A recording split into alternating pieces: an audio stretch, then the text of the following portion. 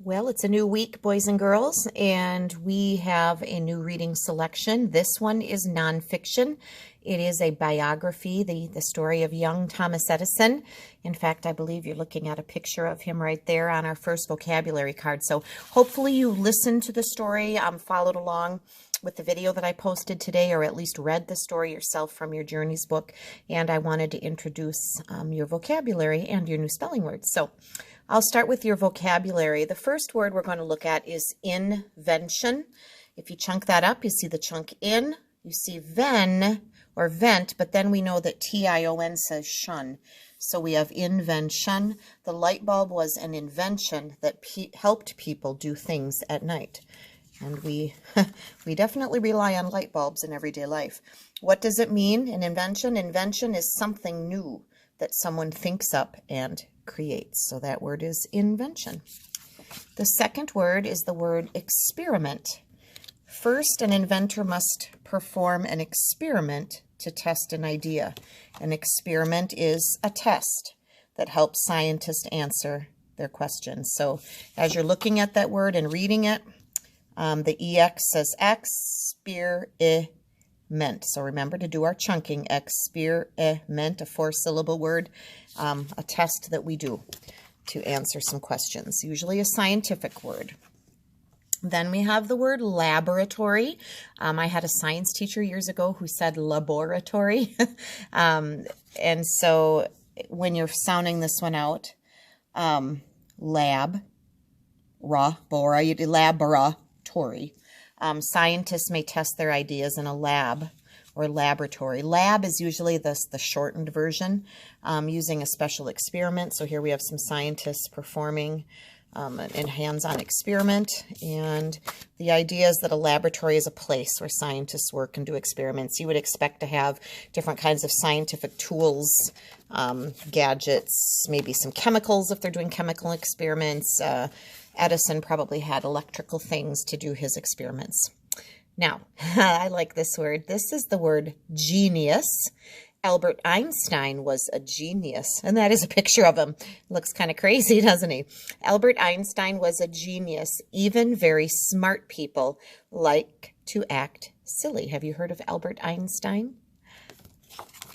What does the word genius mean? Very, very smart. Yes, a person that is a genius is above average intelligence by far. Not many of us can claim to be a genius. I don't claim to be a genius.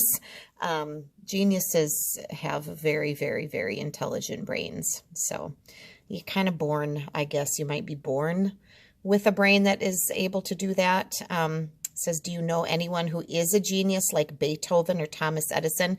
Beethoven was a music composer. In fact, my son Hunter, who studies piano in college, right now is playing Beethoven's Moonlight Sonata, the third movement, which is super, super fast. And he's promised to do a recording for me when he's able to soon. And I'd love to play it for you once he does. Beethoven was an amazing musician and composer. Thomas Edison, amazing an inventor. These men and women that have genius brains like this are kind of amazing. Then we have the word gadget. A small gadget with many parts, such as a watch, can be hard to repair. What is a gadget? A small machine or tool that is useful. I'm trying to think of some examples. I guess they have some ideas down here. I would think a bottle opener could be a little gadget. A remote control could be. A dump truck, not so much. A dump truck is a big piece of heavy equipment. A safety pin is a simple gadget. A vegetable chopper could be a gadget. So little things that are useful, little calculators or little iPods perhaps would be a useful gadget. Then we have the word electric. The invention of the electric fan helps us to stay cool in hot weather. So the word we're zeroing in here is electric. Oh, look at that yellow lab there sitting in front of the fan. The word electric, it means it's run by electricity. So anything that we plug into an outlet is an electrical tool or appliance. Some things actually use batteries but can still be considered electrical, I believe. All right, next one is the word signal. Signal. A red light is a signal to stop. This invention helps to save lives.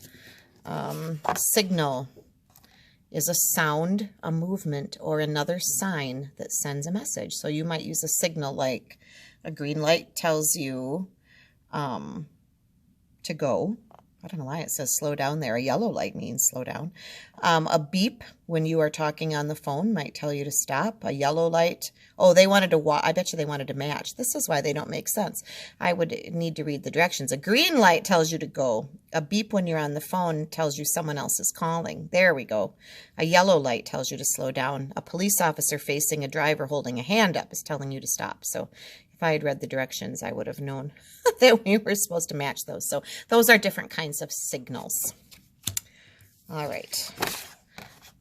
Number 8, last one is occasional. A good invention has an occasional problem but should not fail regularly. That looks like a picture of, oh, what is that? I was going to say a phonograph, but I don't think so. It looks like something he's going to talk into. Maybe a recorder, a voice recorder of some sort. Occasional means sometimes, but not very often. Once in a while. You might hear something say, well, I occasionally do this. Once in a while, sometimes. Not all the time, not regularly. So those are your vocabulary words. We will see those later this week. We'll practice with those. Here we go. We have some spelling words. Let's talk about what these words have in common. I see talk. Let me set this down and try to bring my phone over the top here.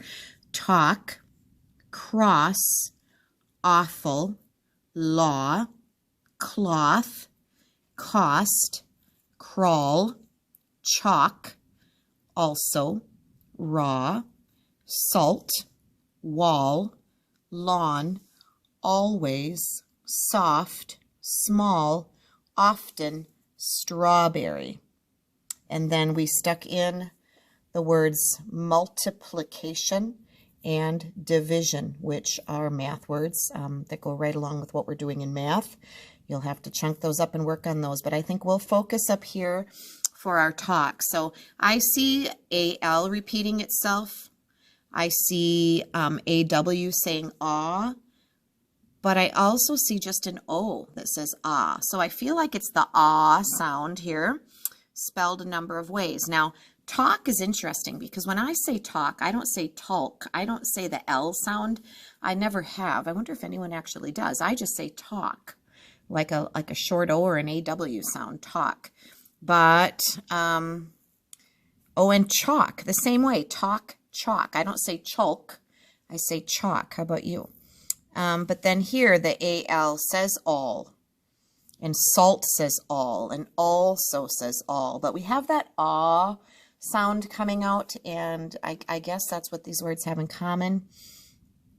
Take a careful look at them. You know, the more you study these, if you look at them every day, I know some of you do really struggle with spelling. We have quite a few of you this year that, you know, it's hard to get a good grade on a spelling test, and so we would wonder why and what that is. And I know that spelling comes more easily to some than others, and I wish I could change that.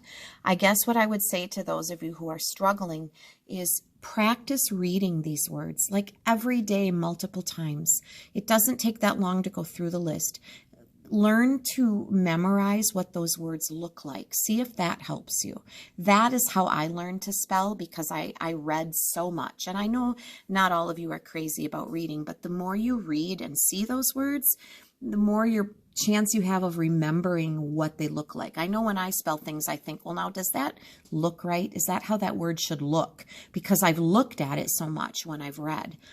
And then take a note of some of the spelling patterns. So this week, AL seems to be O and AW. Those seem to be the three sounds or letter formations that we're using to say ah or all. And just kind of take a look at them. We'll sort them this week, but practice reading them. Look at them and memorize what they look like. I hope that helps you.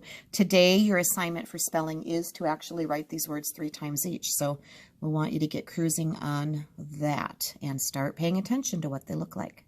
Have a great day.